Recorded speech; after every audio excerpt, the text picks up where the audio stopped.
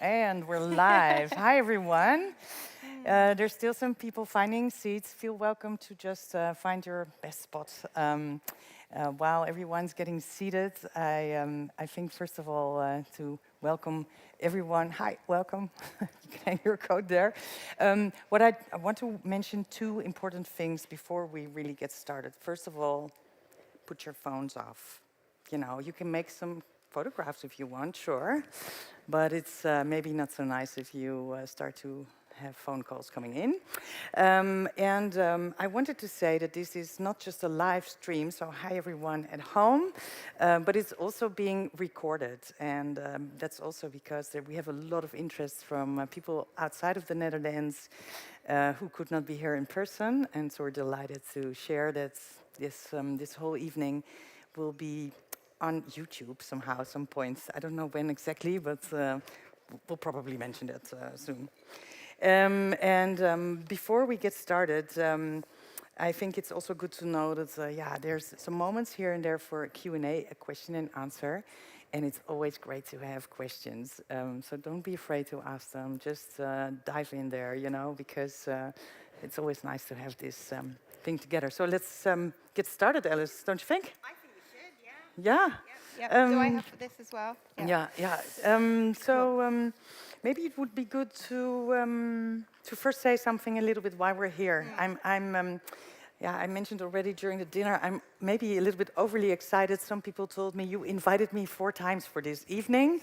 And the reason why I'm so excited is because, well, this is an event for graphic design, and it's been a while since we've been able to do that. And then I'm so happy that we're able to do that in real life together. And I see so many faces of friends and colleagues and people that I haven't seen for a while, or just, so I'm even getting more and more excited. But, and the reason that we're here is all because of you, Alice. Oh, gosh.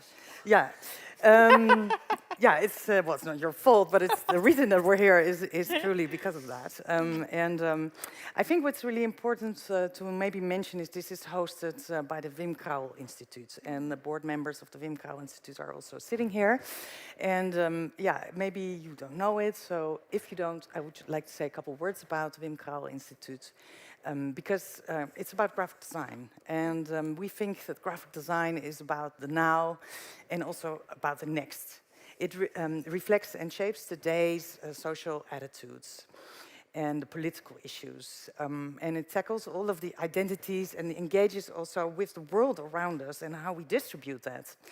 And for us, that's an important thing to understand, because contemporary design builds up, but also pushes against all of these ideas and insights of the generations of designers. And it's important to kind of, archive that. And you know all about that, of course. And the Wim Crouwel Institute does some core activities, we organize evenings like this. We have a new website, it's a great website, where you can also find lots of beautiful archive from the Dutch design. That is actually from NAGO. But most of all, we want to ensure that what we do now as educators is actually, and historians, practitioners, provides the most powerful springboard possible for the generations of tomorrow. So one of the things that we do, or did actually, is put up the Wim Crouwel chair. And this is where Alice came into to place. It's the Wim Crouwel chair. I will have to read this up because I didn't... Oh, yes. The Wim Crouwel chair of history, theory, sociology of graphic design and visual culture. Yes, you did it. Yeah, so, and that's from the University of Amsterdam. And the chair focuses on the study of graphic design and visual culture in the Netherlands, in a broader historical and sociological context. And Professor Alice Twemlow got appointed for this special professorship in 2021. And so she's responsible for initiating, conducting, and supervising research and teachings in this field. And the heritage collections of both the Stedelijk Museum and the Allard Pierson will be important subjects of this research. So, and for some of you who are already, please come in. It's great that you're here. Find your seats. If it says reserved, just go sit on it. It doesn't matter. Just do it. So, it's for you. yeah. So, Alice Twemlow is a design historian and an educator and a writer. And for 17 years, She lived in New York City, where she worked as a program director at AIGA, and a freelance conference organizer, journalist, before being invited to launch and direct a new MA in design research, writing and criticism at the School of Visual Arts. In 2015, she and her family, and that is, I know that I saw David somewhere. Yeah, David's over there. David is there. And they moved to the Netherlands, and that's really great because now you got appointed special appointment Wim Crouwel Chair, and also you are the design lecturer at KBK, the Royal Academy of Art in The Hague. And this afternoon, she lectured her inaugural speech entitled "Disquieting Histories: Notes on Silence in the Graphic Design Archive." Yeah, and well, I have to find a clicker because then we go to the next slides. Yep. Yeah, that's you. Oh, it's me. Oh my gosh, look at this. It's like, oh, my life before me. Thank you, Roosje. And I'll say that. Well, yeah, thanks again to the Wim Crouwel Institute, to the University of Amsterdam, and everyone involved in creating and envisioning and sort of supporting this chair, because, as Roosje said, one of the amazing things that the Wim Crouwel Institute does is to try and make this link, this sort of conduit between graphic design as heritage, as, you know, stuff in boxes in archives, which we love, but, you know, still sometimes can be a little dusty, to create a connection between that and live contemporary practice that's going on today, and to education and the way things are being shaped in the future. And somewhere in the middle of all of that, I think my chair, my professorship is kind of located. And Roosje wants me to summarize my entire 45-minute lecture that I just gave. So I'm going to give you... Not everyone was there. Who wasn't there? Yeah, that was a big mistake people. on their part. But anyway, I will forgive them. And and do a very, very brief recap. But basically what I wanted to do with the lecture was to acknowledge that this is actually a big deal. Not for me, but for graphic design, to be in the university.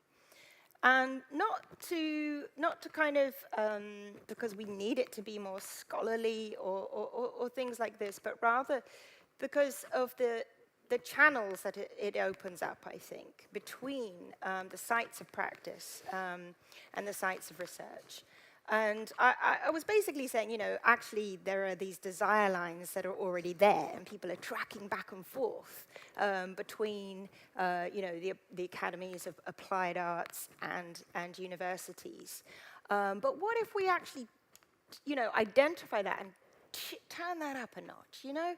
Like, and again, not just looking at how graphic design is, could be another subject alongside of art history and media studies and Dutch literature, etc. But what if it was actually, could be considered to be a liberal art alongside the other liberal arts in the Faculty of Humanities, and we could start to conduct research and study through the lens of graphic design. So I think that was my part one, Yeah, wasn't it? definitely. Yeah, okay, that was the gist of it anyway. Yeah, maybe I can click for you then. Because And there was an important gist in slide, the next slide, I think, if it's working. So yeah, this was me. There we go. Yeah, thanks. Okay, yeah, it's working out good. Yeah, so I was sort of explaining that I am really trying to build something of what I think I called it a conceptual agora, which I'm quite pleased with actually myself. Anyway, but a kind of meeting space for PhD students, for postdocs, for students, for colleagues, for visiting international researchers who find that for them graphic design is a focus and a point of departure, right? So I want to create a kind of space where they can come together. And through all of that, I have my own research project, or I'm developing it, and that's And that's this kind of based around and this is going to come up quite a bit tonight, I think, in our discussion, this toggling back and forth between this notion of the archive, right, the graphic design archive, that huge, distributed, connected, networked, entity that we can't even grasp because it's continually reconstituting itself.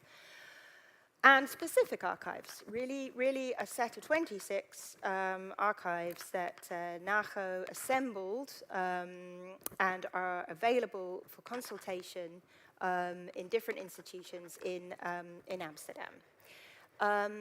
So I'm developing research that kind of tries to understand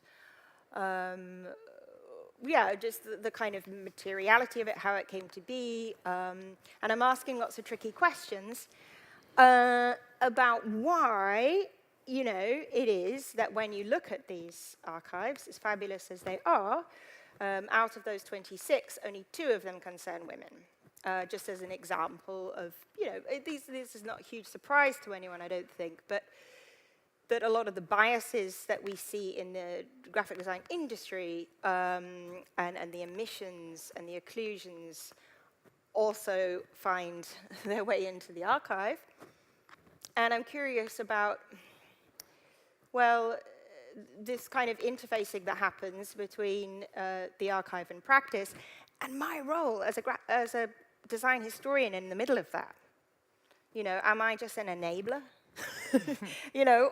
Or are there some things that can be done using some of these theoretical references, and all of the amazing work going on right now in decolonizing archives? Are there some of that we could take and to develop some kind of critical interventions to disquiet the archive a little? And so that's what I was trying to sort of give a sense of and give shape in this lecture. Yeah. And then the last part, maybe we need one more slide to go along. This one? Do we need to press again? Oh, I don't know.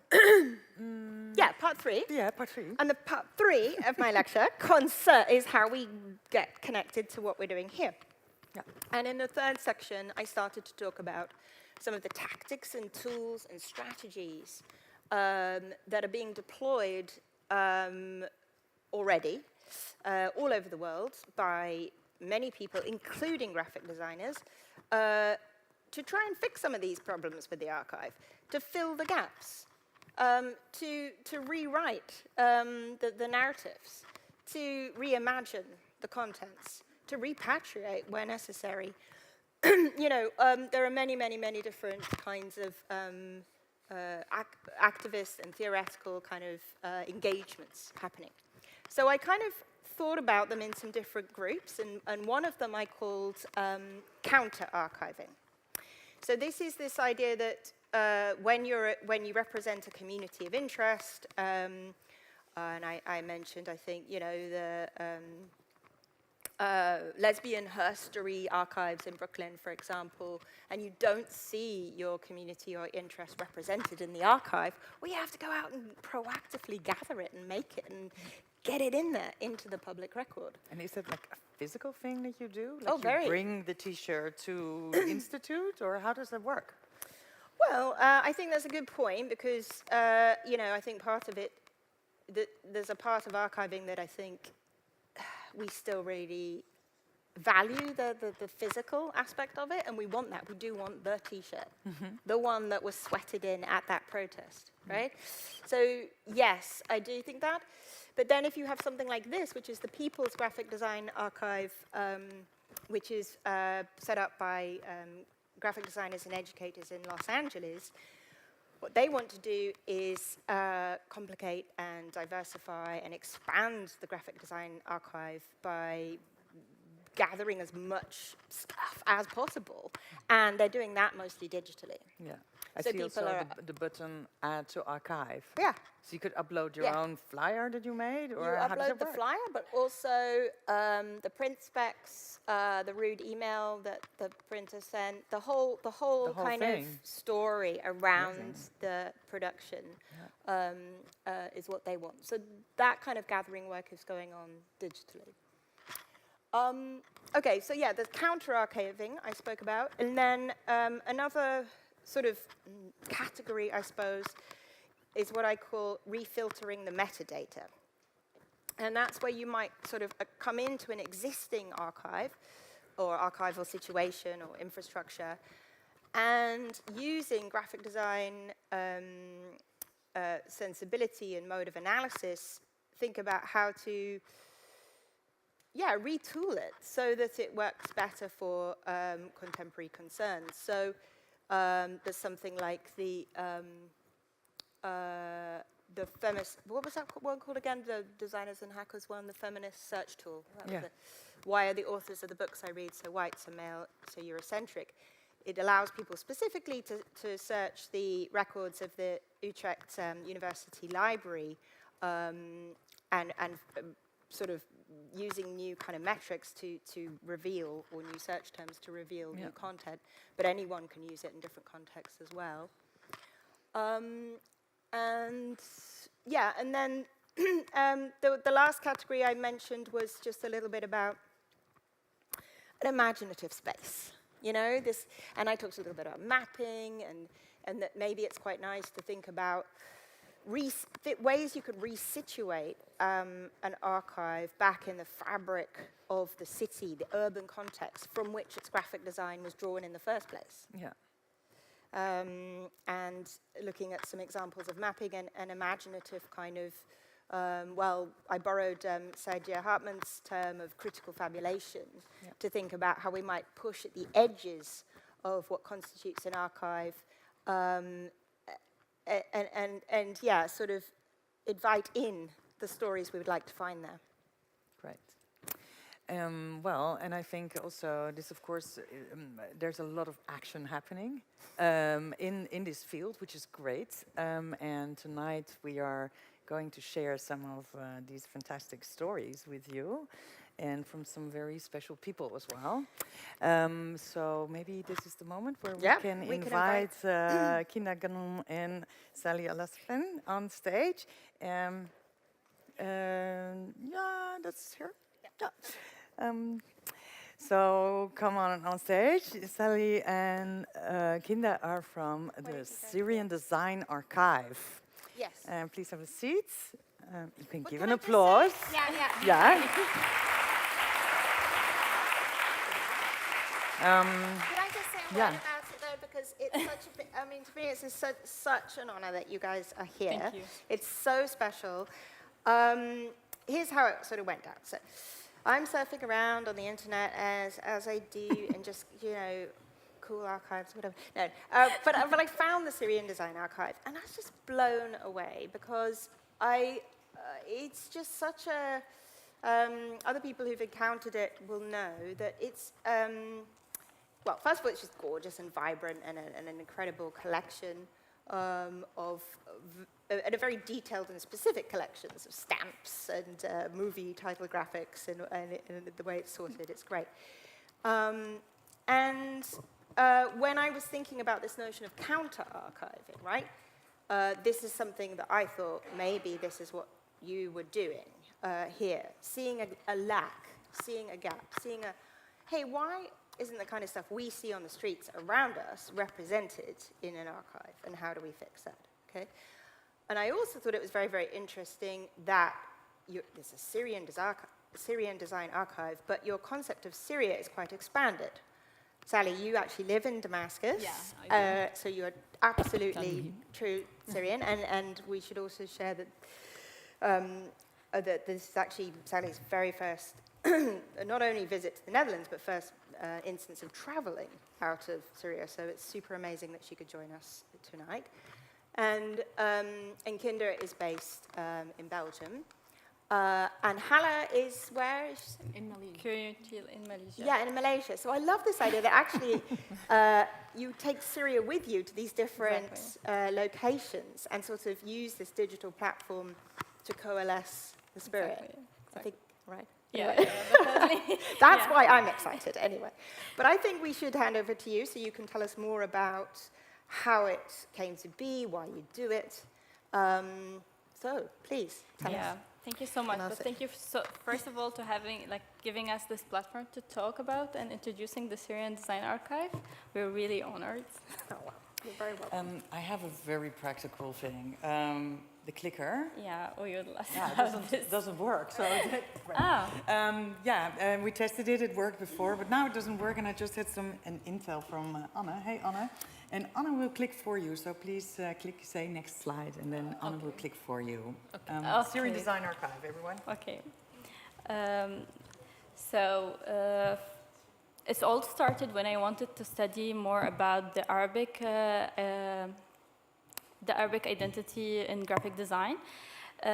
But the task was a bit too big, so I decided to narrow it down into something I can handle it and something it felt more personal, more like home. So I decided to study the Syrian design identity in graphic, and it felt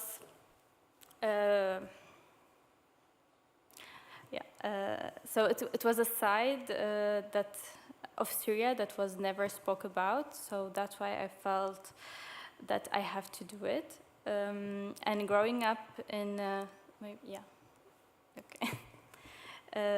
so growing up in an artistic family, it gave me access to a lot of archives of designers and a contact from family, friends. I'm really sorry, I'm a bit stressed. It's the first time you're giving. Just take your time and just. Yeah. And you can tell them when to forward the slides. Yeah. So I was able to gather a lot of materials from different Syrian designers, and seeing this amount of data and material that I have made me feel responsibility to give an access to people who don't have this privilege, and make it available for public. So here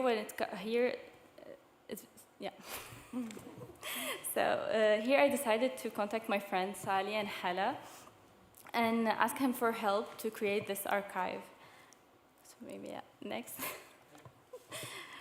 And can we press 3 times so it works?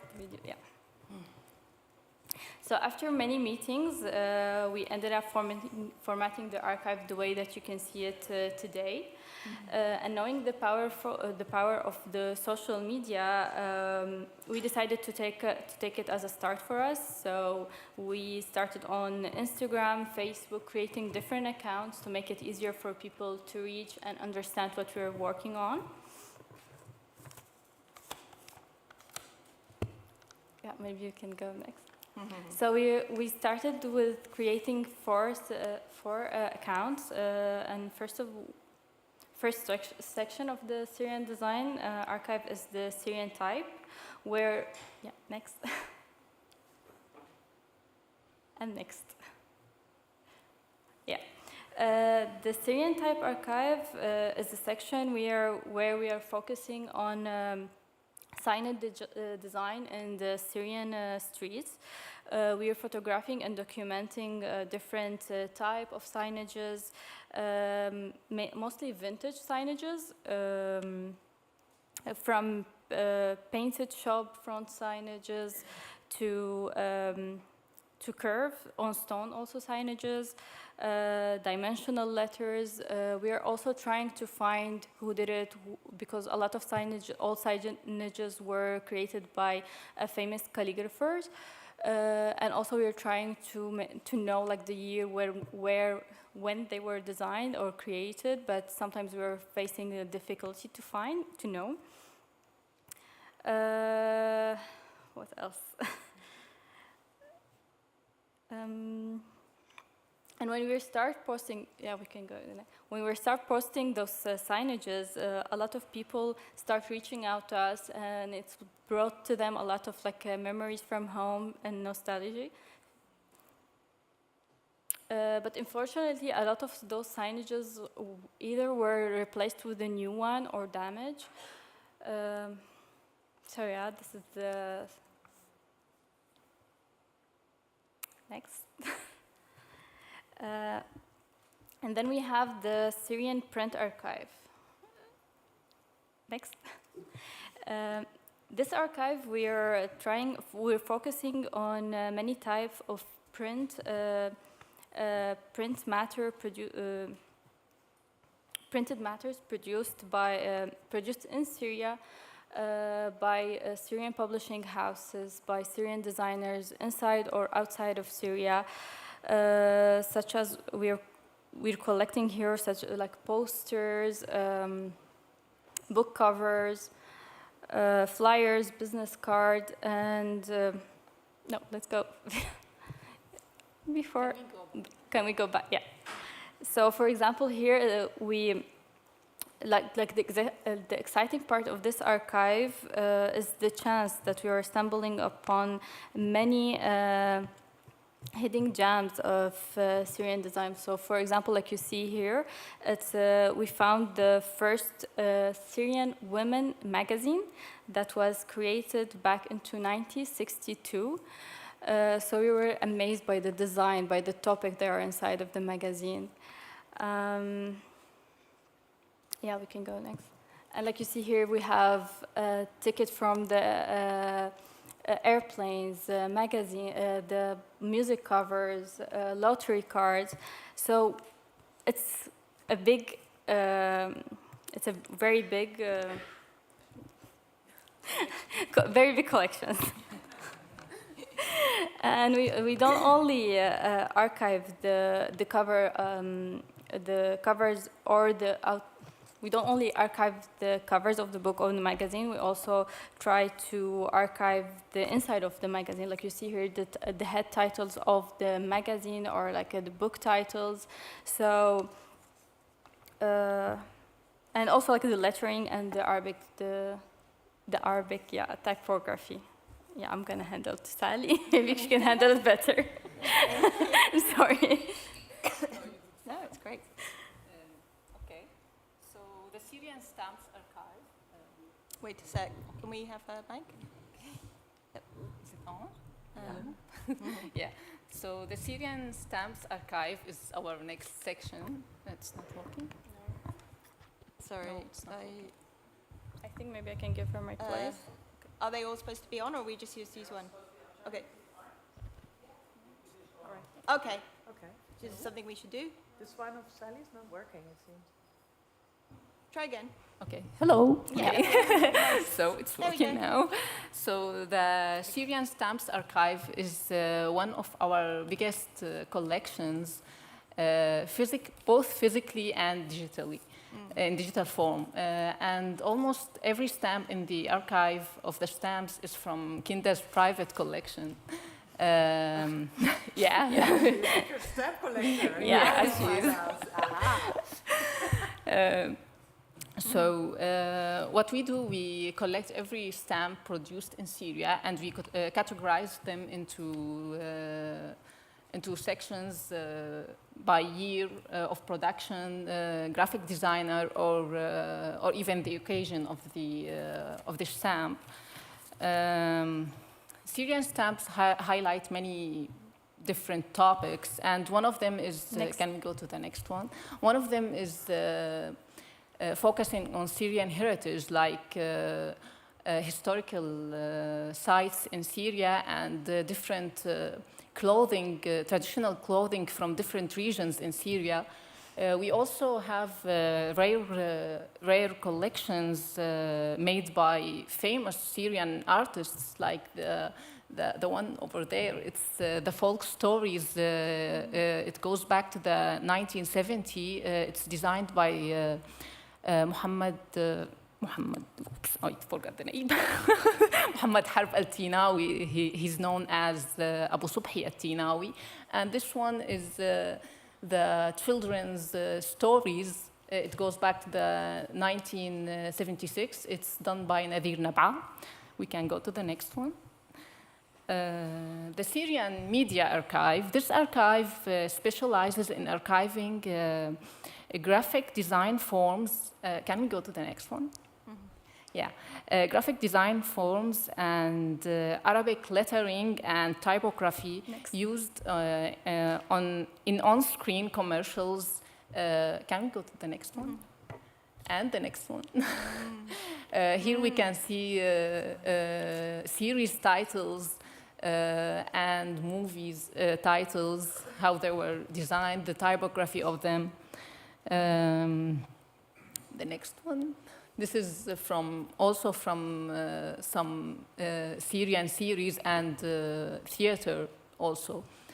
Can we go to the next one, please? Okay, so the Syrian logo archive. In this archive, we focus on collecting and, can we go to the next one? Okay. Collecting and redrawing all the logos and trademarks in Syria and featuring the Syrian graphic designers behind them. So, next one. This journey we started 2 years ago has been an amazing one, actually. We are learning so much and we are continue to learn in the future.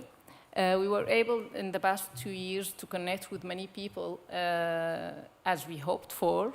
People started reaching out to us, sharing their archives, sharing their photographs and their finds. I think this was the biggest reward of creating this archive, seeing the involvement of the people, the involvement of the Syrian society, and shedding some light on this, on the graphic design scene in Syria, which has, like Kinda said before, it wasn't spoken about before. So that was really special. Can we go to the next one? We also want to grow, so we were part of many exhibitions in Europe, in Berlin and Belgium, I think, yeah. And in order to grow and reach more people, we are collaborating with other archives. It's working. Yeah, thank you. Is it working now? It's working. Yeah. Yeah, like the Bibliotheca archive of the archives. It's by the Looming Council. Lastly, I would like to say that our mission does not end here. Our next step is to launch a website for the archive with all its sections.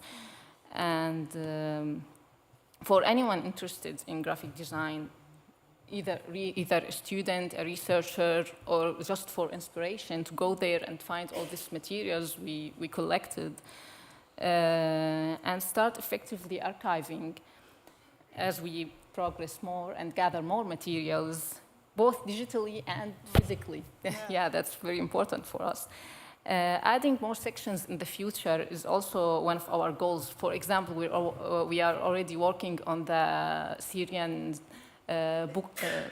banknotes archive, so that will come soon as well. We also want to highlight new graphic designers' names, share their stories and their work, create profiles for each Syrian designer.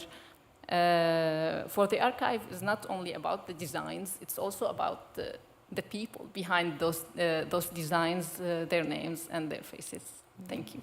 Oh, wow. Thank you.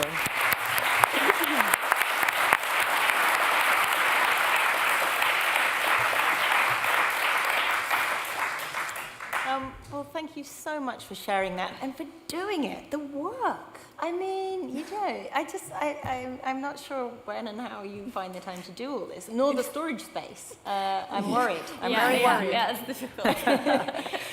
Now, but Kinda, I want to just, can I ask a couple of questions? Yeah, sure. Well, we actually planned the Q&A after the next speaker, but it's okay. Sorry. You know, sorry. we go with I'm the flow. just jumping Clickers, right no in. clickers, all good.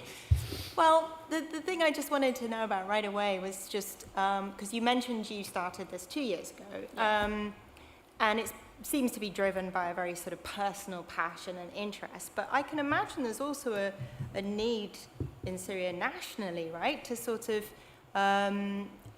document and capture what is left, and I imagine a lot of things were damaged in the Civil War. So could you just explain how your sort of individual interest and passion fits in with a larger need, perhaps national need to document? I don't know. Sorry, that's a big question. Yeah, it's big, but yeah, like we are trying our best because, like I mentioned before, like we feel there's a need, so we're trying our best. But I know it's like bigger than us, and we have a lot of obstacles, like you said. A lot of documents were damaged. A lot of documents, like we don't have access to it. So, yeah. I don't know if you want.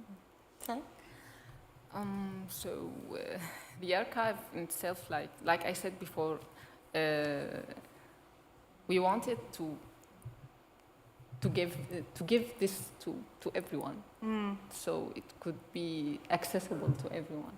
I don't know if I'm answering this question. Well, no, I think if you're making it very accessible. I'm just wondering more like about what are the, because it seemed like there were certain aesthetic interests that Kinder had, but then there must also, as the more you get into it, maybe you feel a sort of duty to be like, oh, but then during the Civil War, this kind of material was destroyed, so we need to go and collect that. Exactly, and also like we felt a lot of names, and we were like surprised because a lot of students, like in art scene, like they don't know any name of the Syrian designers. We only learn about like international, but like we don't know like the locals. So that's why we felt like we want to highlight somehow.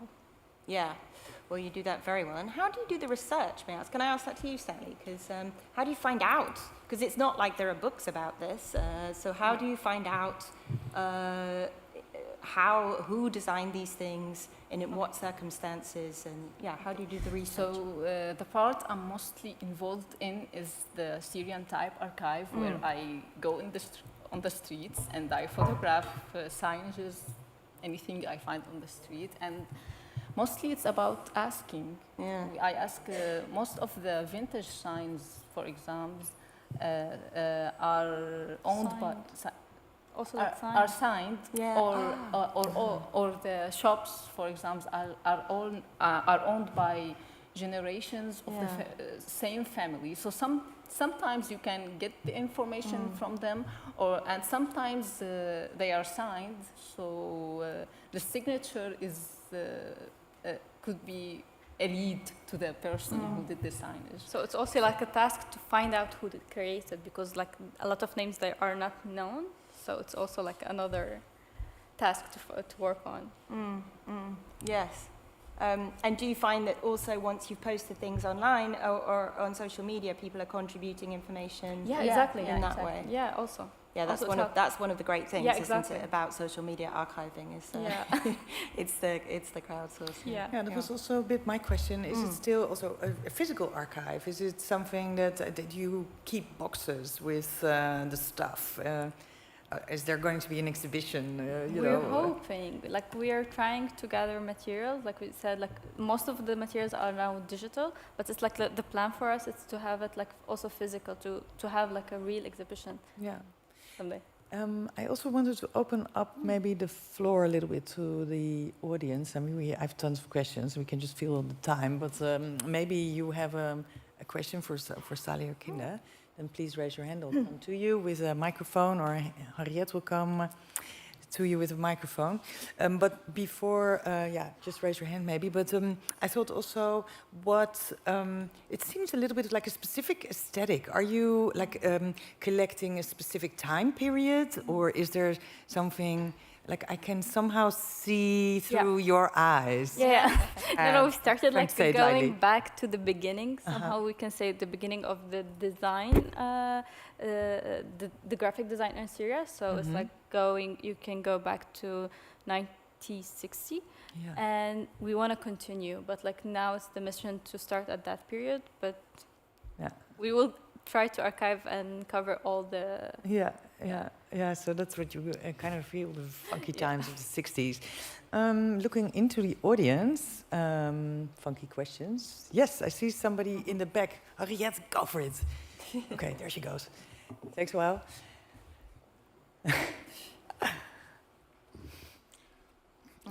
Hello. I was wondering, in the 60s and the 70s and the 80s, were there a lot of female designers in Syria? We could only find one name, but we couldn't find any of her artworks. Yeah. So also, like, it's one of the things that I want to work on, to highlight like more female names and designers. But it's a bit tricky till now. Like, we couldn't find a lot of names. Yeah, I see a question here. Harriet.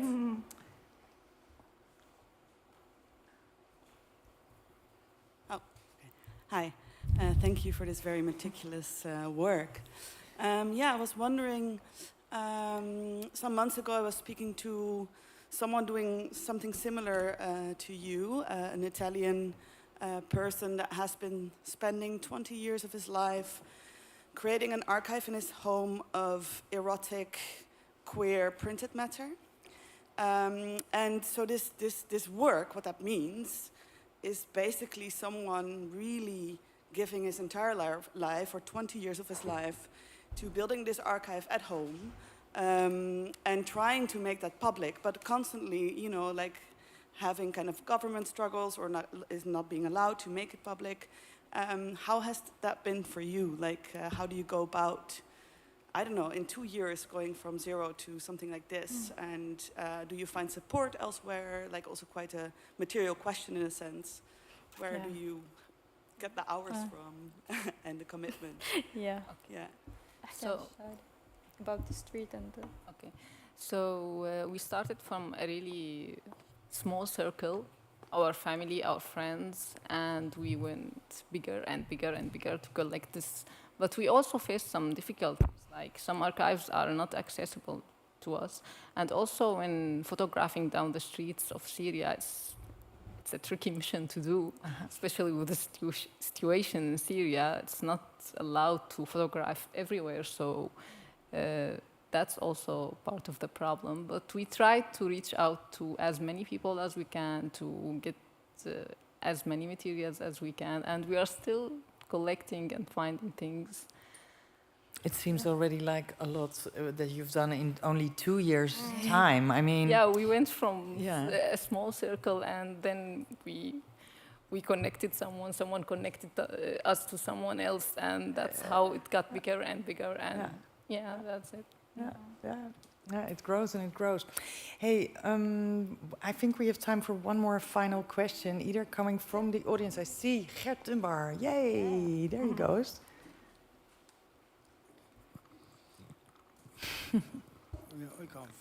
Yeah, Gert, we were instructed to hold the microphone. Not so that not you hold the microphone, but we hold the microphone. I must give you an absolute compliment. First, I must apologize for the extremely Eurocentric way of we look at graphic design. So I apologize for this. Oh.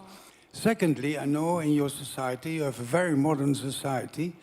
And when I look at your very European-looking graphic design, can you very briefly tell us something about the design education at art schools, graphic design education in this place? Good question. Good question. The thing is, like most of us, we come from architecture background, so I'm not like really, I can tell. So yeah, I don't know. Don't you have any friends who are studying graphic design or any? But Kinda, I saw a T-shirt that you designed, so it's not completely true. Yeah, I shifted into graphic design, but I didn't have this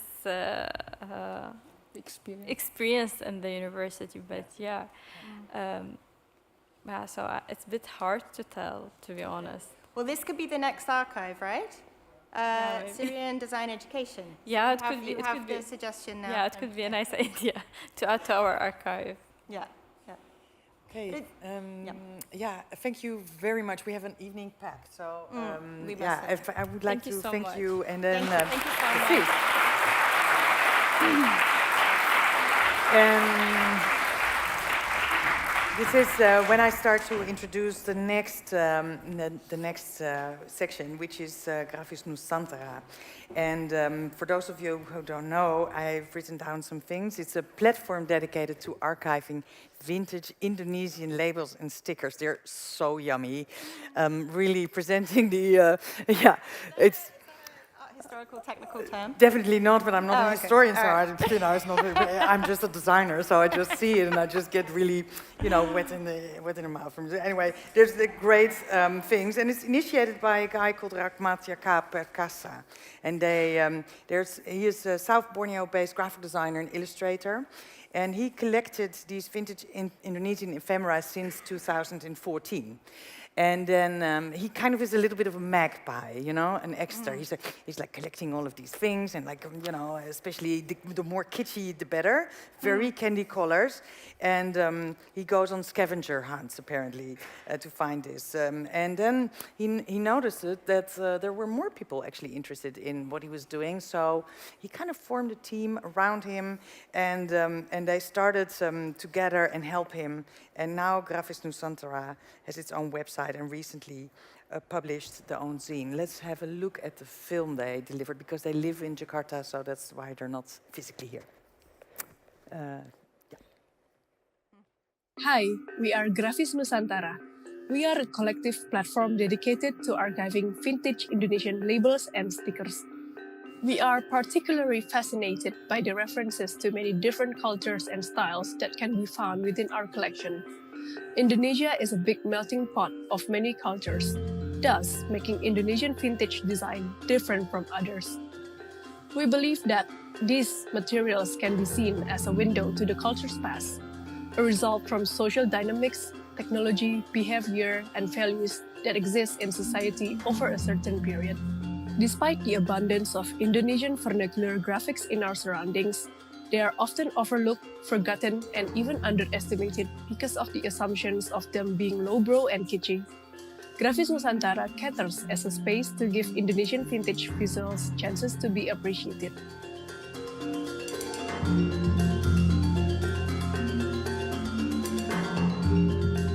Our story begins in 2013. Rahmat Jaka started his collection of vintage Indonesian labels and stickers as a student in Yogyakarta. He retrieved his first collection from Pasar Kangen, an annual bazaar held in Yogyakarta Culture Park. Mesmerized by the eye-popping colors and kitschy aesthetics, Jaka then would go on scavenger hunts around thrift shops across Yogyakarta and Solo to amass his growing collection. With all the collection now laying around, Jaka decided to digitally archive and upload his collection on Instagram as Grafis Nusantara. In 2020, Grafis Nusantara won a partnership grant with Kaminsky, a multidisciplinary brand and design studio, making our future projects supported by Kaminsky. Grafis Nusantara then brought new members coming from graphic design backgrounds and mutual fondness for Indonesian vintage design. Henry developed the standalone Grafis Nusantara website to fruition and helps with communication and public affairs. Claudia helps the team with research and writing. And Said supervises our projects as a part of the partnership with Kaminsky. Our collection then migrated to the newly launched website, grafisnusantara.com, and made into our first zine.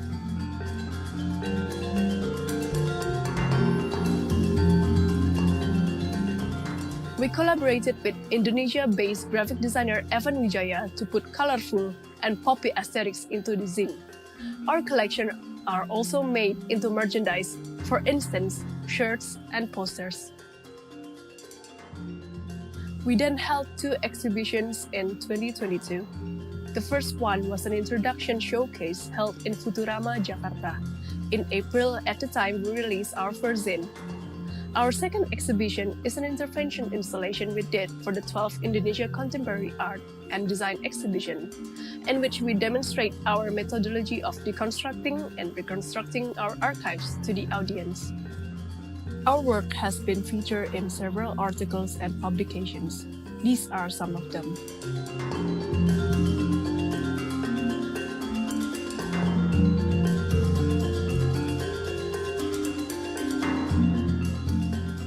We currently possess 300 plus artifacts in our collection and are set to broaden our collection in the near future.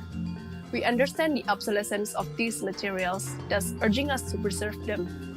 Along the way, we will think of better ways to categorize our archive.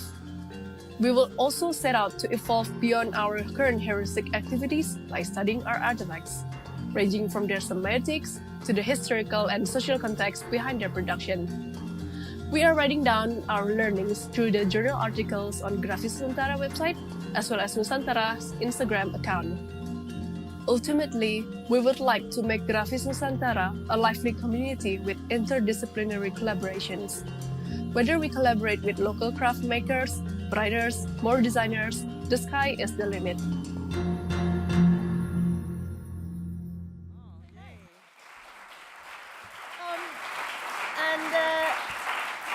And they're probably watching on the live stream, and I should say they really wanted to be here, and I tried to work it out, but quite tricky. So I asked them just if they could use the speaker feed to make this video to introduce themselves, and I think it gives a lovely glimpse, even just into this. What was it? Fizzly world. I'm learning lots of new terms. It's really beautiful. So Roosje, maybe we could just have a quick. Just get your reaction on it before we go to the next section. It's kind of fascinating, isn't it, the way Instagram is being used? I suppose that we think maybe, I mean, to what extent, what does it offer, I suppose, as an archiving tool? Is it enough? Oh, it's definitely not enough, and I think that's also what Grafis Nusantara really shows very well, honestly, because they make a zine to also take exactly the, everything out of the Instagram back into a magazine. They make exhibitions, and also, of course, they're a little bit further away than the 2 years that the Syrian Design Archive is working, because they're nearly 10 years on a roll already. But you see also they really explore what are the possible. So yeah, of course, Instagram, social media is one way of entry, but it's luckily not the only one. And I think also that I share this with them as well, that the ephemera in real do never ever beat the Instagram, although they're very Instagrammable, as you could say, because of their colors, I suppose. And what it does, of course, is that you can reach a far larger audience, and I suppose also that's something that you two also figured out, that it's really easy for people to access and get an overview of it all. Yeah. Yes, indeed. Do you go to find those archives online? Is it something that you do, or do you still go to the good old? Oh, well, nothing beats, the feel of the tactility of print and, and paper under the finger. So, no, I love going and looking at graphic design in boxes, in physical archives. But being able to access things digitally just gives you this kind of, I think like Kurt was saying, reminds you that we're this tiny little speck here. We may seem like we have a lot of archives and material, but it's just a pinprick of the material out there, and so I toggle back and forth, I found. But I think we should probably move on to our next section. We skipped 2 slides. So where's the clicker? There we go. Click, click. Oh, gee, well, there we go. I wanted to invite Remco from Bladel to the stage, please. First of all, thank you. And then also, maybe immediately also, Alice Wong and Tabea Nixdorff, please. Can you also come to stage? Remco, here's the clicker that actually works. They don't have to come right now, do they? No, they don't? No, they don't. No, you can they don't. chill. You can stay seated. That's also fine. See, it's very messy, but we like it messy. It's fine. Messy is good. So Remco is, actually the only guy speaking here today. I don't know if you noticed, but it's something. So I hope you feel good about this. Yeah. No pressure. Okay. Is it work? Yeah, it's working.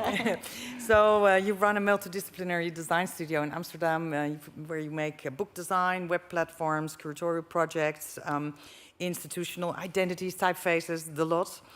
What not everybody knows is that you are also the co-founder of a noise band art collective called Sonido Greece. Wow, that's back from the days. Let's sink in for a bit, right? You did your homework. I've done some digging. Good. Well, and in 2020, he co-founded Archival Consciousness together with artist Marianne Lenari, who's also here, gradually shifting the practice towards the development of the digital infrastructures and publishing tools. And you're going to explain us, yeah, a little bit about all of that, I suppose. Yeah, exactly. Well, yeah, let's give it a go. Maybe can we also kind of turn the lights a little bit down?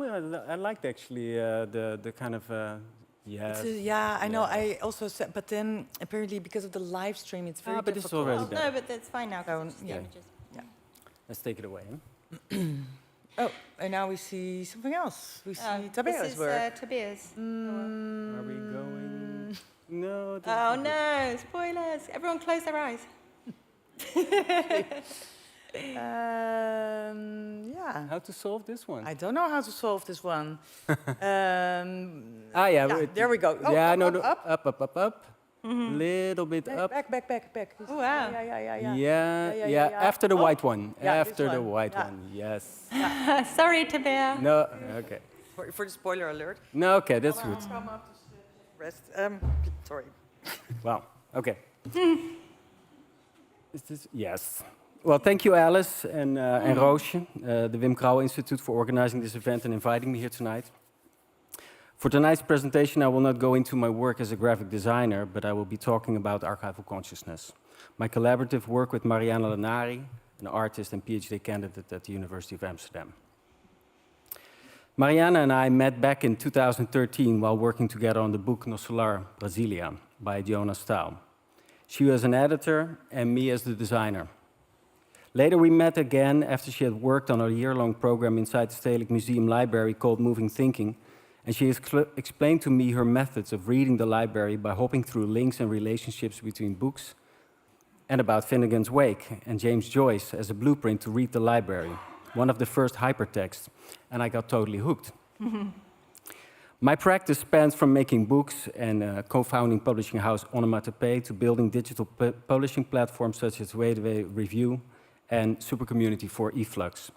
Both of these websites in the end were archived as a book. So what do? So at Archival Consciousness, we see the book as a way to read and preserve the archive. We are developing procedures to translate physical collections into data and to get a sense of the scope of the collection and to make the collection visible as a network of relations for discovery, browsing, navigation, and exploration. And also as a way to republish the archive and to make the data open and available. And this is done in close collaboration with archivists, staff, and communities of archives. The Appel archive tells a multitude of stories about the Appel's living past and lively present through books, ephemera, video, audio, manuscripts, correspondence, witness reports, and art. And for the past 20 years, it has been nurtured, crafted, and maintained by Nel Donkers and the staff of the archive. You can find a lot of treasures, things that I have never held before in my hands, such as the Stedelijk Museum catalogs by Wim Crouwel, or more contemporary items, like the published stories of Dutch art venues, like here, for instance, from Melly, the Appel itself, and W139, and this is by Bardi Haliti, Irma Boom, and Experimental Jet Set. But also several volumes of Dieter Roth's collected works, books by Walter Koenig, publishers, Spectre Books, publications by Jan van Toorn, but also Barbara Kruger, early Roma publications, book by Haller Broen, and some amazing books by Mavis and van Deursen, for instance. Also, for instance, this book here, Jennifer Tay and Richard Niesse, Metahaven, and actually the list goes on and on. Some of the main sub-collections include East Central Europe, the collection on feminism and gender in art, performance art, the unique artist books and rare documentation material, and it's a true joy for graphic design and book lovers, although seen from a very European and a white male perspective. That's my position here tonight. Entire collections like these are hidden behind the search box of databases in cultural institutes, making it hard to find and to get a sense of this collection. So, what is inside the Appel archive? And this was one of the main questions that Mariana had when she was invited to make a solo show about the archive. Catching up in the archive was not only an exhibition, but also a simulation of making the archive mobile. To do so, 18,000 publications were tagged with radio frequency identification tags by the archive staff and a group of 15 volunteers and friends.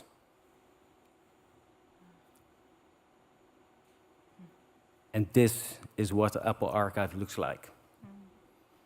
The archive of the Apple has 18,934 publications, 469 videos and films, 266 audio recordings, 222 posters, 191 artworks, and innumerable photographs. Since its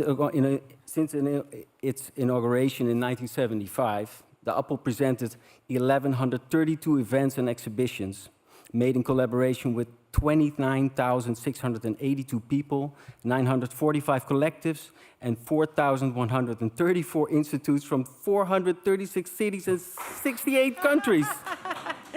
All of which you're seeing here in files, right, going from A to Z. And around 1,300 stacks with around 10 to 20 books each were made, like one by one, to create this amazing installation. On the stage of the aula, Jacqueline Ellsberg curated the displays with the most valuable and fragile objects.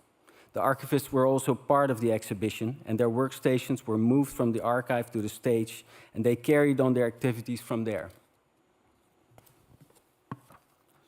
The drawing of the floor represents our schema or data model, here used for circulation and navigation, allowing for the visitors to access materials inside the installation. The books were arranged in no particular order, and nothing was to be found, only just to be discovered.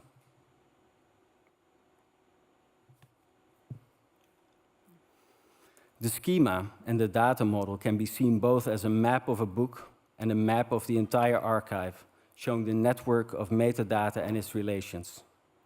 The sense of scale is also clearly visible in the vertical axis of the model, going from the character to the word, to the sentence, to the paragraph, to the page, to the book, all the way up to the collection. The schema is a complex thing. It's difficult to do an ontology, but on the other hand, it's made of linked data, and that is something that anyone can do or is already doing when using apps without noticing. The participation of the community is what makes the digital archive polyvocal, and it is a form of labor, meaning that the results that stem from aggregating data also belongs to the community and to the commons, not to us, nor to the archive. We created this linked data card to mine data from the pages of the books in the form of triples by hand, and to show how data becomes machine readable. In this case, we are mining data such as a person, organization, place, event, object, time, or terms to map the collection. A triple in its simple form can be seen as a statement. It's the building block of a graph network consisting of a subject, predicate, and object. For example, Roosje Klap is a person. Amsterdam is a city, and so on. The public could fill these in and leave them as a bookmark at the page where it was found.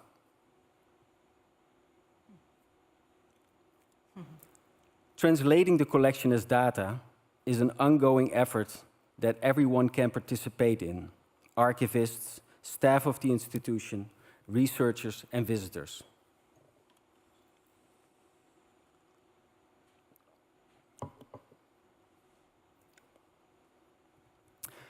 We developed the mobile archive units to read, capture, and publish. It's a trolley equipped with an RFID reader, lights, a smartphone, and a custom-built application that uses the phone to capture images. Once you place a book, the system automatically recognizes it and saves the images to the record of the book in the database. It works like a copy machine. People make copies of pages when they want to read later, but pages become directly available online for everyone and part of the metadata of objects in the database. Later, the pages will be available for annotation, and the content will also be part of the network of relationships. So here you see how the trolley acts as a bridge between the physical and the digital, from the book to an image, through the data model, stored and cropped and visualized on the front end of Bibliograph, our explorative web application. Bibliograph is intended for cultural libraries and archives that want to open their collections and make them more accessible and discoverable for a wider audience. It works as an interaction layer on top of existing databases. The timeline shows the movements of the objects that enter the mobile archive unit. Everything that is placed and captured on the trolley inside the Apple archive shows up here in real time in chronological order. The map view reveals the more than 12,000 captured images on a series of grids, making it possible to zoom in and out and go through the pages and covers to navigate the sea of information. Every page is a possible entry to explore the entire archive. But today we're also happy to show some new features that we've been working on for the past months together with our fantastic developers Paul Jongsma and Joos Koppers. This is the Graph Explorer, and it enables you to enter and explore the images of each object and open up all the related persons, collective organizations, and slowly form a network. Bibliograph can be seen as a social network of books, the network of people, collectives, organizations, and objects that is constant in the making, enabling dynamic mapping, navigation, browsing, discovery, and reading the archive in a more intuitive way. Each archive has a story to tell, and the Apple is just the first. This upcoming year, we will add the archive of Casa do Povo in São Paulo, and we will look forward to enabling these features for more and more sister collections. So because with a growing focus in digitization, it is crucial to think about the resilience of these digital collections in the long run. Besides the environment, who pays the cost of the digital? And until when? Our concept is that the collection as data is every day better than the day before. And we are always ready to export the data and turn it into books again. Thank you.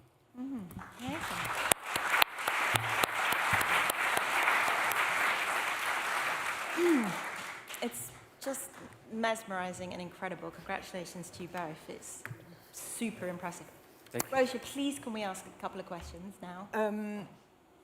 Well, I know we didn't have a lot of time to discuss the script, but you're going to anything that you said before. I know. You know that, right? I know. I mean, it's fine, but I know it's chaos.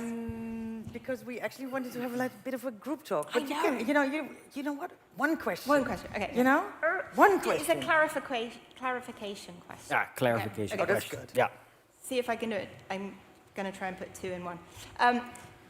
I'm just curious when you said that about that it sits on top of existing databases. Yes.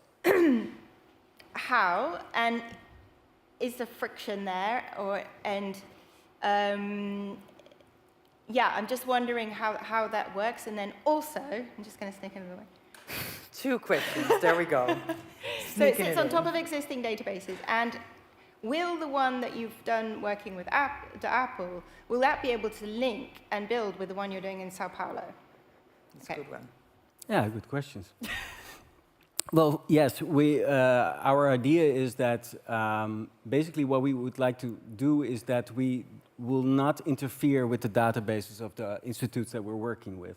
So we're actually reading their data, and we're establishing a form where we actually extract and kind of read the data from their databases in order not to be kind of like intervening on that level. Which not always works, but we try. And I think that it also, there's always friction, and every institute has its own methodology, so it is not an easy task to do this.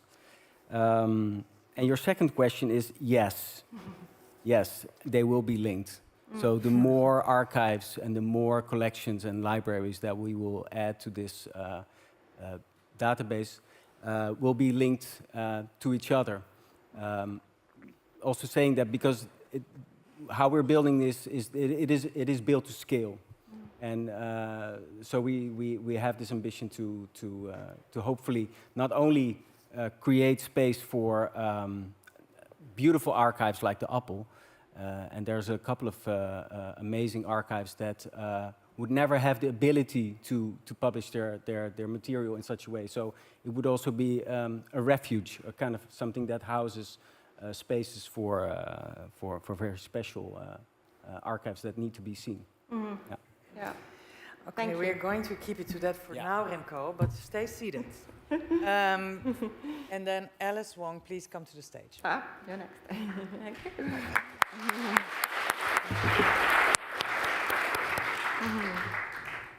So Alice Wong is a story designer and a specialist tutor at the MA Information Design department at the Design Academy in Eindhoven. And she focuses on translating complex informations and into comprehensive, shareable storytelling. The research is rooted in understanding how our perception of reality is shaped, prompting the question, who told you so? Wow. You compress my speech into one. But no, I'm sure that you are going to add a lot because, well, I would like to give you the floor, Alice. Well, thank you for having me. Thanks, Alice, and thanks, Roosje. I'm very happy to meet you all here. I'm Alice Wong. I define myself as a story designer. It's pretty strange, right? Who is that? What is that? And well, I draw a circle. I said I'm a story designer. I put myself in it and start like, okay, then what actually I'm doing. Cool. Well, I am here to share my website, and I always not only just a story designer, I'm also a digital pirate. I edit films and not allowed to play many places, and sometimes in the festivals, in film festivals, but then we sign a contract like, if we get sued, you get sued. But joking, it's not really like this. So I did my project, Reconstructing Reality, and it's my graduation project. And if every time I have to talk about what I am doing as a story designer, I always begin with this story. So maybe it's a bit painful for you to hear that, but for me, I've been processing this. So it's a heavy story coming on.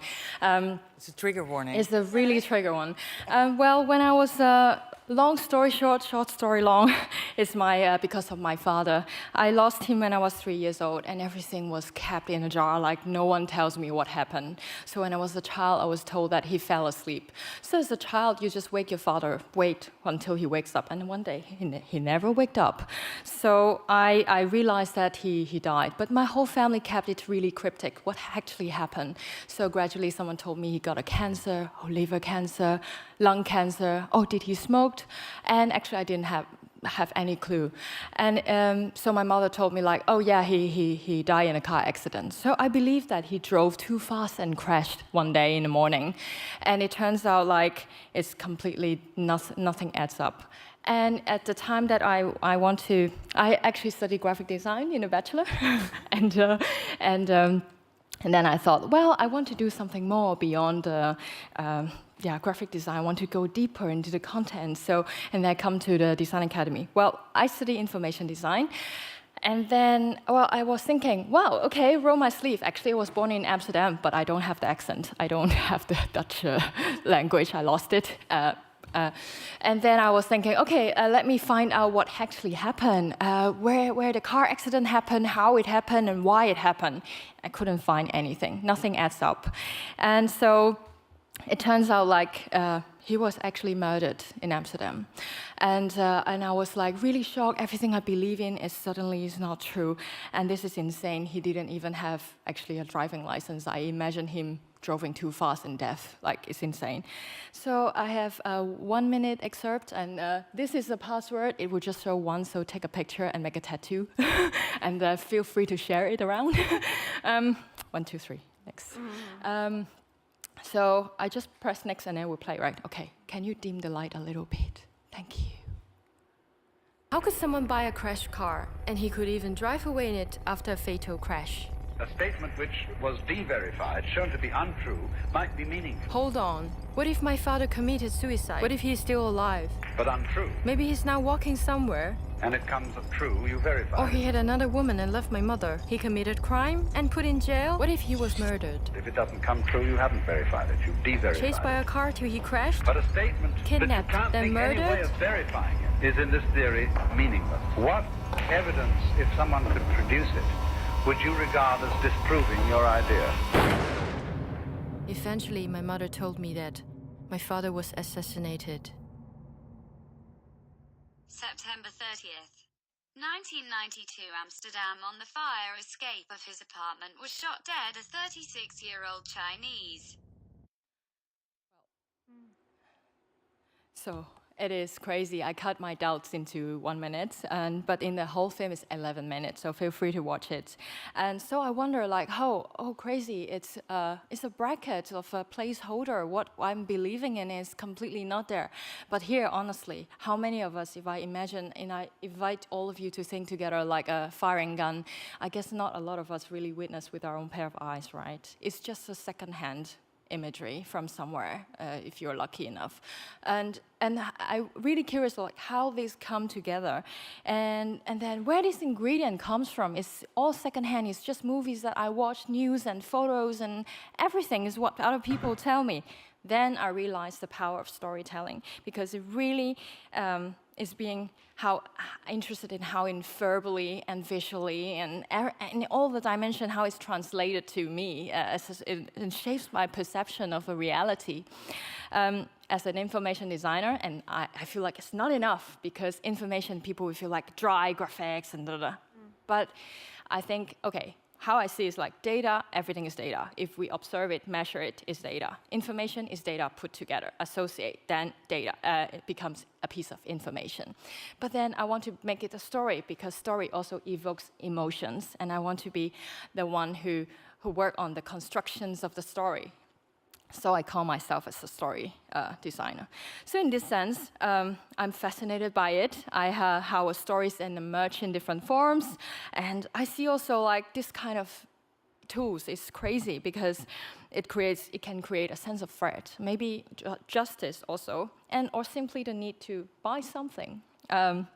So graphic design is actually playing a very important role.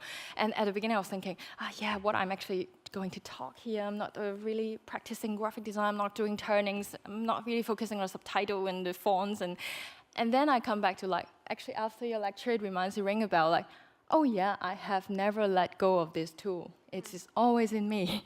So I hope it's clear why I'm calling myself as a story designer, because it's a wake-up call 7 years ago. That I look at things differently. And I always have this urge to ask the same question over and over again. So simply put, it's like how our reality is shaped by information and by the things around us. So simply put, it's like, who told you so? Why you believe in the things you believe in? It becomes like this. Not really skeptical. I still trust people though. I remember you have some question for me, but I will leave it, because at the end I put a work I really want to show. So I'm gonna speed up. So there are questions like, okay, this is called Double 11, and I was invited to do a show, and it's about Alibaba. It's a geodesign show, and Design Academy was organizing an exhibition in the museum, Van Abe Museum. And then they invite alumni, so I was one of the lucky ones. I was selected, and then with a limited budget, and I was thinking, okay, what can I do with it now? And then they're encouraging me to fly to China, interview, and get your story told. I was like, well, with the budget, I can't really fly to China, and let alone like to get a hotel. So then I have to think about creativity in that sense. Okay, what about understanding, because it's about the project itself is geodesign, but the theme is called Alibaba from here to your home. Then I think, okay, from how far I can understand Alibaba, who's Jack Ma, what is Double 11? Double 11 is like singles A, 1111 is like 4 single skies standing, whatever. And you can also watch it on my website. And so I start to think, okay, what if this time I challenge myself? I download everything I found from Jack Ma, mapping how he gives speech in Jerusalem, in South Africa, in America, and then see the patterns of it and edit everything together. So it's a question on like how consumerism and how he transformed this folks holiday to the biggest shopping holiday on earth. And then the next one is yeah, marriage matters. And I actually have showed this project here before a few years ago. And I was like, well, I went to China. I worked with Studio Tonic and went to China for residency, UNESCO residency. And that time, I was always asked like, hey, Alice, are you married? I was like, well, none of your business. So strange how you greet people at the first thing. So, how old are you? Oh, I was 27. And then, are you married? Oh, why? And then it becomes like, because in China, there's a term, is if you're 25 or above and you're single, then you're a leftover. And in Japan, it's even worse. Then it's called like Christmas cake. Who wants to have a Christmas cake after 25th, right? So, Oh my God. Jesus, yeah. So, and then I was really angry, and I come back with a good anger. I applied for the Stimulating Funds, the Talent Development Grant, and I got it. And I had my Naveen Kondosa Khan as my design coach, and then we worked together and I was watching all the movies in China. Not really all, I have very limited capacity, actually. Well, I watch a lot of movies, and it's always depicting this 30-ish woman and always misery. If she ends up single, even rich and beautiful, and she's miserable. And then I found this I tried to make it a gamified film, and then it turns out like, this gamified film is not interesting because they always lose, so no one will play it anyway. So and then I think about, okay, let me narrow it down and make work on a project just focusing on one episode, a TV series. And it's called 大女当家, which is a older girls ought to get married, if I directly translate it. It was like the top on the CCTV. CCTV is the Chinese Vipero, let's say. And then it's the top of the ranking in 2010. I was like so amazed by that. And it depicts like, you can see it in this middle, is the lady. I'm exactly her age, 33 years old. And she's single and a teacher and working and have like her peers. And all the guys below this in the film that is like she dated. And there are different bachelors and different people, candidates also. And there are different background. It's very stereotypical. Someone is rich, someone is single parent, someone is really not educated, and different twists and turns. But it's never ending up well. So I was so interested. So from every episode is like 38 minutes, and there are 37 episodes, and I edit it to 5 minutes. Well, but I just want to make sure we also get, because we only have a couple of minutes left, so I want to make sure we get to the end. The open archive. Okay, yeah. I actually, archive? yes, and then, so there's us and them. I focused on the question then. Then I was trying to understand how stereotype transform, because I was in Jerusalem Design Week, and then I designed like, okay, I'm very curious what separate people. I want to tell is, every project leads from a question that I'm interested in. And then next is the charge stream, is about lithium, also understanding the oil crisis and what is lithium and why Tesla, how it happened and all these things, and lithium battery. And now it's on show, how would the world look like if it were solar powered in the Grafis Institute in the solar show? It's not 2020, it's 2022. Maybe time flies too fast, I put it there. So this is the open archive. Time flies, voices and breaths. And I would like to say in the middle person, and he should be here, but hi, Simpson. I was actually invited by Simpson and to apply for this open archive, open call. And we got it, I'm so happy. We work on the project together. It's about, let me look at my script. Well, we are thinking about how to, At the beginning, we're like, okay, let's do something I've never done before. I always edit found footage, YouTube videos, movies. Let's look into something that is not really like that. So we're thinking, what about sound? And the literacy of speaking and hearing, listening, are we improving over time? Because when we look into radio, let's say, I listen to the radio archive, you don't feel the time. It feels like it's another Prince died, it's another national flag being burned. And you don't read so much, but visually, we always easily register, what that person is wearing and how the atmosphere looks like, the pixels, how it looks, right? And we pick up so many information, but in the audio, you can't really pick it up. So in that sense, this is called the snelle berichten Chinese, Netherlands, it is a quick message Dutch Chinese. And so it's a government-funded radio show to bridge the Cantonese-speaking communities, Chinese, to the local Dutch. So they believe that bridging them and then they will bond together is easier to integrate with the society. And it was from, it was last like 1990 to 2008, and it ends. And then we feel like, oh, it's a pity because there's also some policy making and then some political thing. And then actually, one thing is Simpson is a good friend of the radio host himself, is Yu-Fi, and he's really fascinated. He's really fascinated how a person is depicted in archives. Archives means like we went to the Beeld en Geluid, and then the sound and vision, and then we really see like, oh, they have different recordings, and then in U5, he has his own tapes. So here we're really a dry screen, we just look at like this, so I have nothing to show you. And on the left is, and then is a tape, and you can feel his handwriting. And I don't know if we have time to play a bit. Oh, of this? Yeah. Yeah, play a little Yeah, bit. you sure? Yeah. And I can stop. Nou, omdat het kabinet, huidige kabinet, een onderscheid maakt tussen de oudere migranten en de autochtone ouderen. Want oudere migranten worden nu verplicht gesteld om de 因為外國將外僑老人同本地老人分開嚟對待，外僑老人被逼要上荷蘭文課程，如果唔係呢，就會受罰，而本地唔識字嘅老人就唔使啦。另外，外僑老人除咗被逼要上荷蘭文課程之外呢，亦都要自己支付課程嘅費用，大約要6至7千歐元左右。對收入低嘅人嚟講呢，係好難支付得起咁大筆嘅費用嘅。呢種咁不公平嘅待遇，我哋當然要反對啦。華人喺呢度好少參與，好少有社會行動嘅。咁但係嗰次係好罕有，我哋係有一個社會行動，係爭取保留呢個廣播嘅。失敗啦，好明顯嚇。但係就當然唔係淨係我哋啦，仲有摩洛哥啊、土耳其佢哋群體都有做一啲咁嘅爭取啦。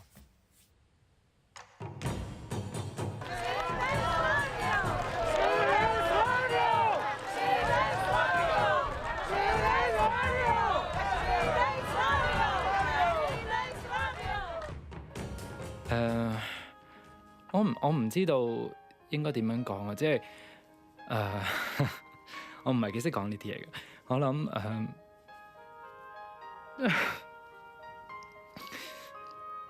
希望大家我諗有冇學校戰爭都好，我覺得我哋都要做好我哋喺呢個社會上面要求我哋做嘅嘢，同埋我哋有啲乜嘢我哋想要爭取嘅話，我哋都要盡量我哋自己嘅能力去爭取。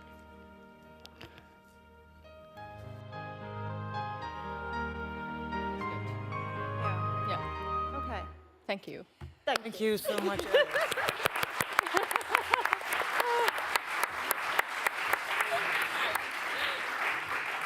Okay. Yeah.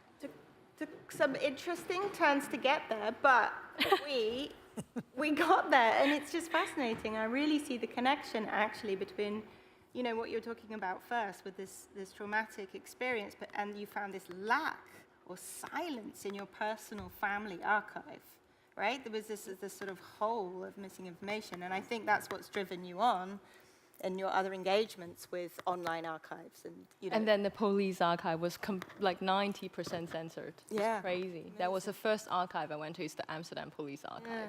Yeah. It's very moving. So yeah, thank you. Thank you for now. We're going to go into some Q&A after the next speaker, and that's the last speaker of today. It's Tabea Nixdorff. Please come to the stage.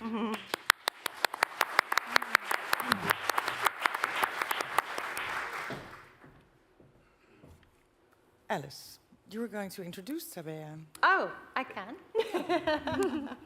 Very briefly. Well, I was introduced to Tabea's work through Delani, actually. I think Delani Balkan from New Institute. And I was really interested in hearing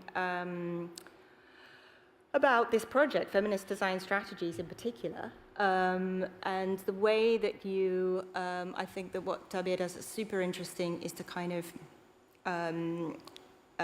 it's a blend, I think, of graphic design sensibility, a historical kind of viewpoint, and a little bit of activism as well in there. And I like this mix very much. And that's what I'm just hoping you will tell us about in this last talk. The clicker is on the right of you, and it works. So, great. Yeah. The microphone. Microphone's on. Yeah. Yeah. Okay. So thank you also from my side for the invitation. And yeah, it seems very fitting to present this project here in this context. A little bit closer. Yeah, just for the sound. Yeah. Thanks. Okay. Yeah. Yeah, so I'll be sharing about the research project and exhibition room Feminist Design Strategies. Feminist Design Strategies is one of the rooms of the semi-permanent exhibition Designing the Social, still on view until 2024 actually at Het Nieuw Institute in Rotterdam.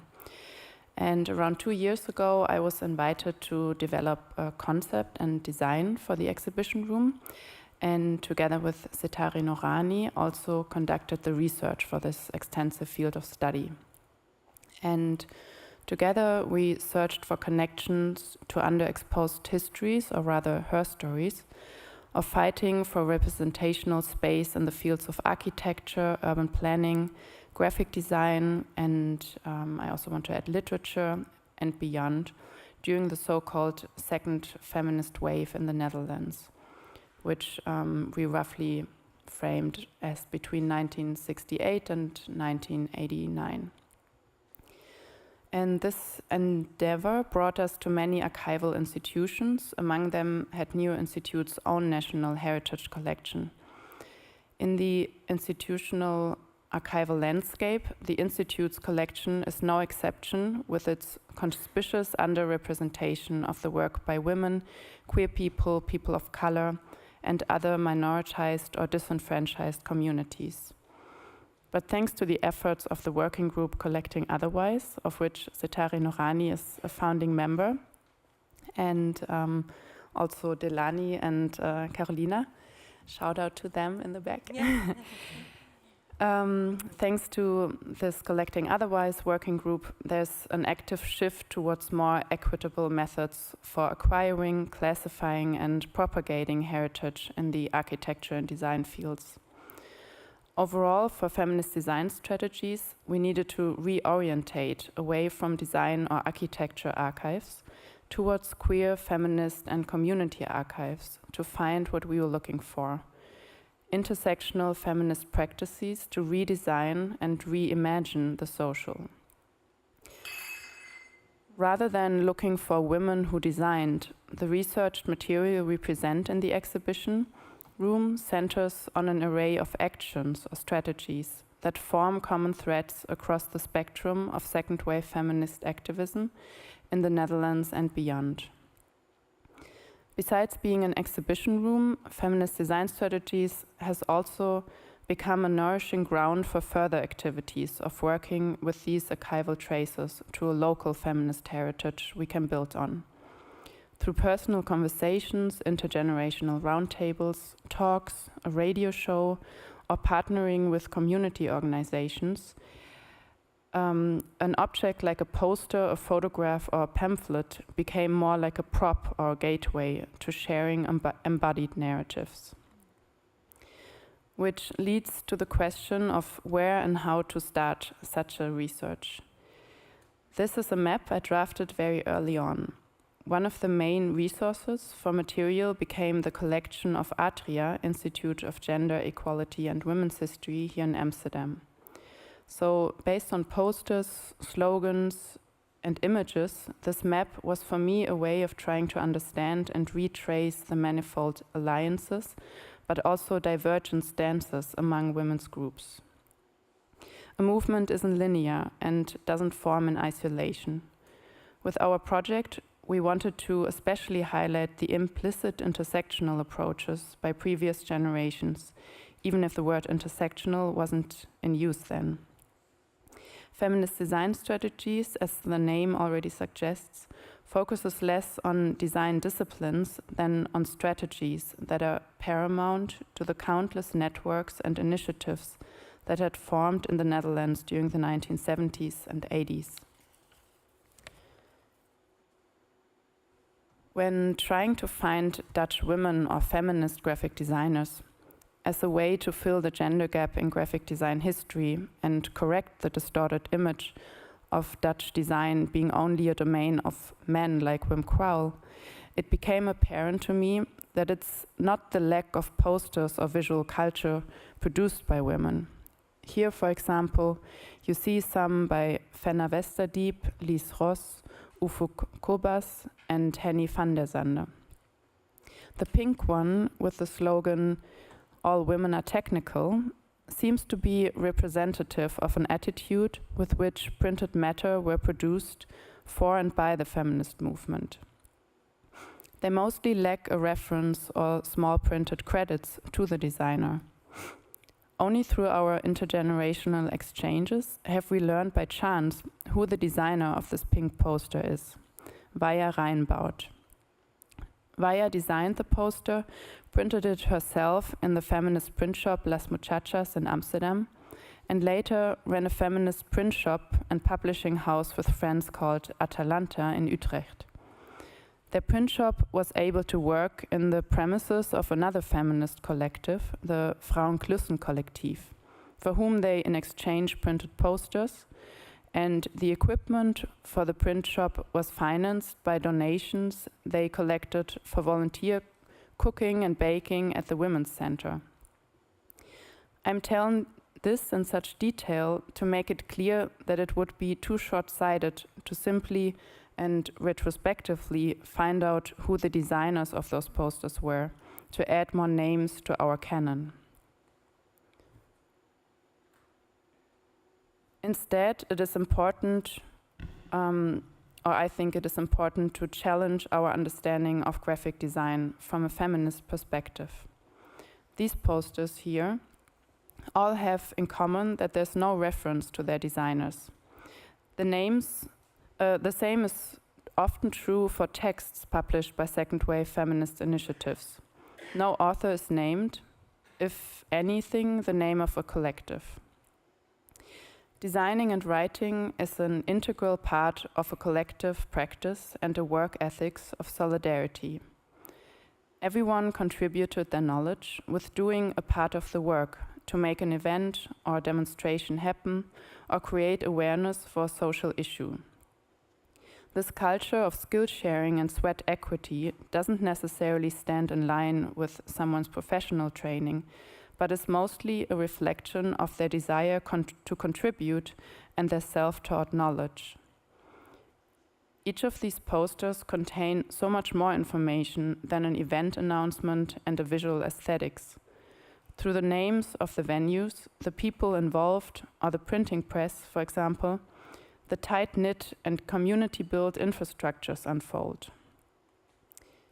For feminist design strategies, we looked at feminist initiatives in the 70s and 80s that not only addressed and unraveled patriarchal structures, but that also acknowledged the interconnectedness with other forms of oppression.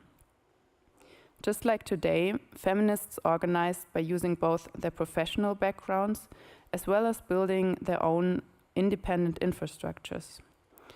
So even if the media and aesthetics change, the strategies are still worth learning from. You need banners, songs, and pamphlets to hold a protest against repressive abortion laws. You need to distribute the pamphlets and magazines you've printed and spread word-to-mouth information. You need to create awareness and visibility for those who are marginalized in your own communities. You need your own financial plans and resources to realize your ideas. You need to mediate, present, and advocate for your lived experience and political visions. You need to have bookstores and community spaces for all the alternative knowledges to spread. You need to share your academic knowledge, re-educate, give readings in and outside established institutions.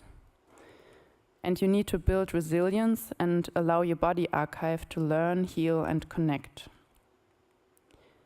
So what I'd like to bring into this conversation tonight is something I've learned from studying these feminist efforts of previous generations in the Netherlands, is that a feminist graphic design archive is only a valuable resource if we can look at it, at every printed matter, as an entry point to understanding the infrastructures and collective efforts which allowed for the production of these prints in the first place. Some of the most powerful events of feminist reimagining and world-making in the Netherlands didn't have shiny posters or thick printed program booklets. Take, for example, the rise of Black feminist movement in the 1980s. Black migrant and refugee women organized to fight racism in Dutch society and within Dutch feminism and empower each other. Their conditions and means for organizing were even more precarious, and it also shows in the visuality and at times even the lack of archiving those activities. The several visits of Audre Lorde upon invitation by the Black feminist literary collective Sister Outsider based in Amsterdam didn't leave many visual traces in the archives. This is a reminder that it's not all graphic. To close with a quote from Gloria Wecker's book, White Innocence, in which she also looks back on the beginnings of her activities within this collective Sister Outsider.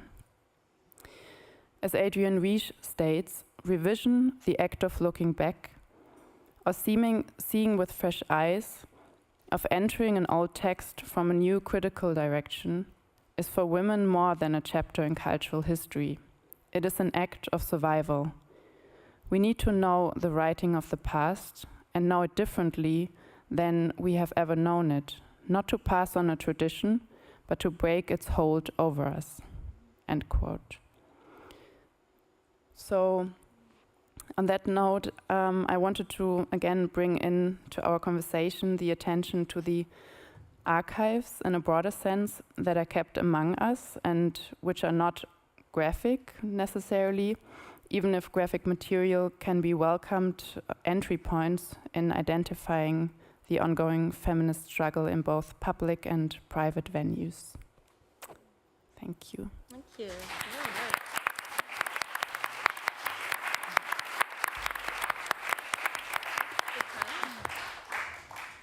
Wow, thank you so much for all your presentations. Completely different also in dynamics, all three of you. Well, great. Alice, you thought to bring these three together in one block. Maybe you could say something about why did you think the three of them should be together? I've changed my mind now. You do this all the time. No, I haven't actually. I just seen different sides of the practices and the approaches. I think can I just talk more generally? The fact is, I just think the question I brought to this whole event and what I'm curious to kind of find out, is there something particular that a graphic designer and a graphic design sensibility brings to the archive, right? This is just what I'm curious to find. And I talked about this idea of counter-archiving before, and we saw how precise and meticulous that counter-archiving was done, right? It's different from how other people do it. And then I was thinking that this group perhaps had these different strategies for providing access to the archive and entering it and sorting it and sifting it. And in Alice's case, imagining it and kind of twisting it in unfamiliar shapes. So that's, I mean, it's, you know, that was just my thinking. And I've seen lots of lovely connections between them all, and I hope you have as well. Thank you. Yeah, it's also a good bridge to maybe the question, the question that centers all of this, like what does the graphic designer actually have to add to this archive? Maybe, Remco, could you say something specifically on this? Like for you as a designer, looking at all these things, not just from the perspective of, oh, this is a nice design cover, or, you know. I think for me it's also about structuring information and having this abundance and then trying to kind of look at a kind of a body of work from a kind of editorial lens to see, okay, so it includes this, but what does it exclude, or how do we organize this basically on a screen? It's like sometimes it can be very practical questions, sometimes it can be very kind of more insightful to talk about more the ethical perspective or some other perspectives of where does this content come from?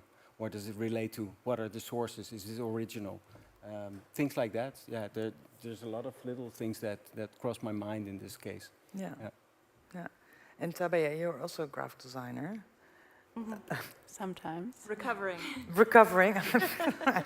Yeah, and I mean, it's also difficult to surpass almost like all the beauty of all the things that you see. I'm not sure if you even, so for instance, Lies Ros of Wild Plakken is sitting there right in front of the audience. Hi Lies. And some of which of the work is made together with Rob Schreuders, also there. And it's, when you look at all of these works, it's also, this is an excerpt of their collage. It's also difficult to surpass the beauty of the design in a way. But you also mentioned, you wanted to set it aside and look at different ways of entering this. Is it for you difficult to do that? I wouldn't say difficult. To me personally, these like graphic design items, for example, I found many of them at Atria. Yeah. They have also, of course, they have a huge poster collection, but then also sometimes very unsorted boxes from like feminist printing presses or print workshops. And then you open them, and to me it's more interesting to go through them and get also all these links out of information, I guess, out of them to see, okay, like it's an announcement for an event, but then it took place at a feminist bookstore, and it was printed by a feminist printing collective. So all these, like to realize it's not just maybe an appealing aesthetics, but it's really this spirit behind it that context, that speaks to me. And besides that, I would say I'm also, that's why I included that slide with just typewritten announcements. I'm just as much drawn to these kinds of archival materials that are not printed in color, but they contain just as valuable information. I'm holding a mic here, and that means that if you have questions, please raise your hand. Also, Harriet is here still, also with another mic in the back. Alice, maybe... Yep, I have So please raise your hand, and I'm going to go down. So I can ask it in between. Okay, very good. Well, maybe I can ask one to Alice as well, because this experience you had, I just would like to hear a little bit more about the behind the scenes of it. So with the open source archive project, the open archive, open archive. So you got to be artists in residence, is that what they call them, or fellowships or whatever? And you basically walk into this massive archive, National Archive of Sound. There's like 3 different archives available. There's a social history archive in Amsterdam. There's one is Het Nieuw Institute archive, and there's one is Beeld en Geluid in Hilversum. And so there are 3 archives. We feel free to dive into it. And weren't you just completely overwhelmed? Yeah, we are. So, So how did you find that little collection of tapes? I mean, what you showed us was something incredibly distilled and very, very precise. Well, when we write the proposal, we sort of have a kind of a torch already turned on where to go already. You kind of had some keywords in your mind. And actually, Simo is my collaborator on this project, and he knows the radio host, and he knows that the radio exists, and he already have an idea what to do. That's cheating. Come on, really? No, but then No, that's the very radio. sensible. That's the a radio, graphic designer's sensibility going into the archive, right? No, but then the radio already exists. But then he knows the radio host himself, and then he has the tapes himself. So the tapes belongs to the radio host, which is exclusive to the archives. They don't have it in the public archive, but it's a private collection. Yeah. So we are just swimming between private and public constantly. And yeah, I think that's a huge theme, isn't it, as well today? And did you interview? Yeah, we did. And that's when we had this really emotional. So actually, the 3 screens I try to mimic in the Ghannoum Institute experience, but it works okay. It's like from 3 different archives. So it's the left is the personal, private ones, and then the middle one is from the Beeld and Halal. The right one is we interview. So it was popping in different ways. So in the setting itself, in the exhibition, is more clear. Yeah. Yeah. Beautiful. Yeah. Thank you. Thank you. Unfortunately, the live stream is now going to be shut off, so I'm just going to say wave goodbye to everybody at home.